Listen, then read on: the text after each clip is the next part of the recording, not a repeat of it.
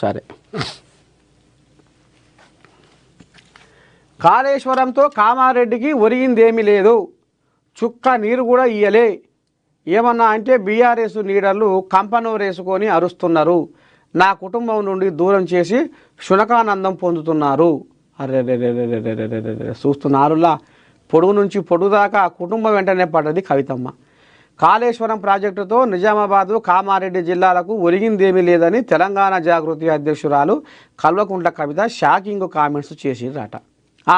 ఇక ఇప్పుడు ఈమె పంచాయతీ పాడైపోయి ఇప్పుడు ఈమె పంచాయతీ తోటి ఆగమాగం జగన్నాథం ఇక కుడిదలబడ ఏరుకోలే తండ్లాడకాడికి వచ్చింది కథ. ఈ తీర మళ్ళీ ఇప్పుడు సర్పంచుల ఎలక్షన్ల ముచ్చట.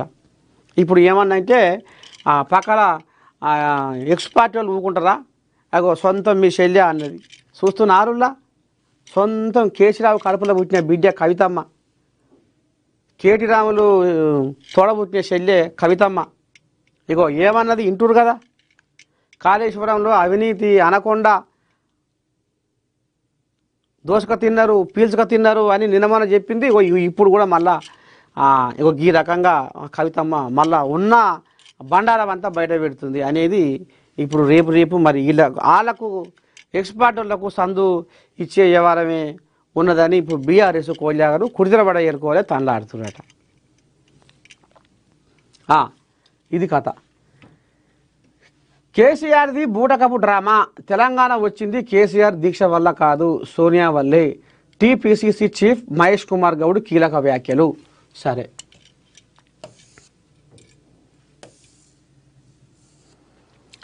జనవరి 1న ఆయుధాలను విడిచి లొంగిపోతాం,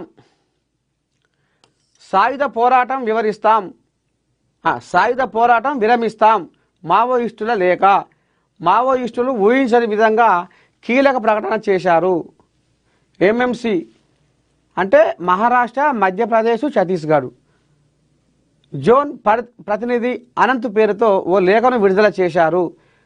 వచ్చే సంవత్సరం జనవరి 1న ఆయుధాలు విడిచి లొంగిపోతామని అందులో పేర్కొన్నారు. ఎంఎంసీ అంటే 3 రాష్ట్రాల పేరు అన్నట్టు. ఆ జోన్ ప్రతినిధి అనంత్ పేరుతో ఒక లేఖను ఇక మరి విడుదల చేసిరట. ఇక మరి అమిత్ షా, కేంద్ర హోంశాఖ మంత్రి అమిత్ షా నోరు తెరిస్తే మావోయిస్టులను మట్టు పెడతా, భూమి మీద ఉంచా, కథం పట్టిస్తా, ఖబర్దార్ మీరు లొంగిపోరి లేకపోతే బూడిదైపోతారు అనేది ఇక ఆయనే పట్టుబట్టిండు బిర్రుగా. ఇక లాభం లేదు, ఇక్కడ కూంబింగు అక్కడ కూంబింగు నడవంగా ఎక్కడ పోవాలి ఏం చేయాలనేది పాపం ఇక వాళ్ళు ఇక లాభం లేదురా నాయన అనేది ఇక లొంగిపోతాం, ఏది జనవరి 1న ఆయుధాలను విడిచి లొంగిపోతాం అనే కాడికి వచ్చింది మావోయిస్టుల కథ. ఉద్యోగులకు గుడ్ న్యూస్, 2026లో సెలవుల జాతర, కేంద్రం విడుదల చేసిన భారీ సెలవుల జాబితా ఇదే. మరో నెల రోజుల్లో 2025 సంవత్సరం ముగిసి కొత్త సంవత్సరం అడుగుపెట్టనుంది. ఇప్పటికే పాఠశాలలు క్రిస్మస్ సెలవులను ఖరారు చేయగా తాజాగా కేంద్ర ప్రభుత్వం ఉద్యోగులకు, విద్యార్థులకు తీపి కబురు అందించింది. 2026 సంవత్సరానికి సంబంధించిన సెలవుల జాబితాను కేంద్రం అధికారికంగా విడుదల చేసింది.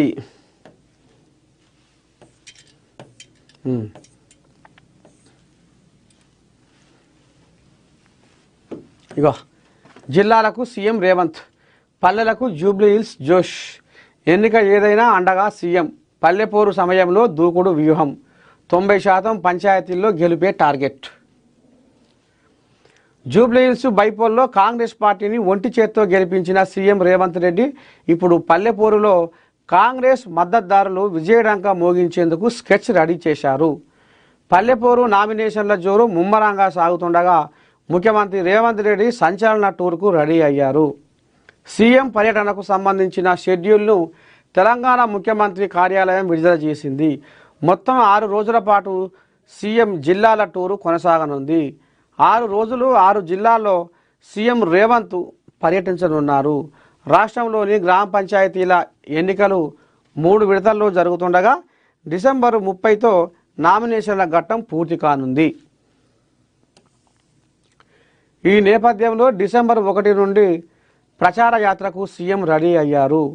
90% పంచాయతీల్లో గెలిపే లక్ష్యం కావాలని సీఎం రేవంత్ మంత్రులు ఎమ్మెల్యేలకు దిశానిర్దేశం చేశారు.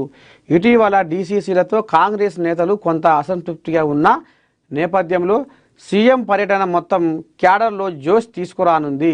డిసెంబర్ 1న సొంత జిల్లా మక్తల్ నుండి ప్రచారానికి శ్రీకారం చుడుతున్న సీఎం రేవంత్ జిల్లాలను వ్యూహాత్మకంగా ఎంపిక చేశారు. కొత్తగూడెం, హుస్నాబాద్, ఆదిలాబాద్, నర్సంపేట, దేవరకొండ ప్రాంతాలను సీఎం ఎంపిక చేసుకున్నారు. సీఎం పర్యటనతో క్యాడర్లలో ఉత్సాహం రానుంది. కాంగ్రెస్ను ఆదరిస్తే గ్రామాలు అభివృద్ధి.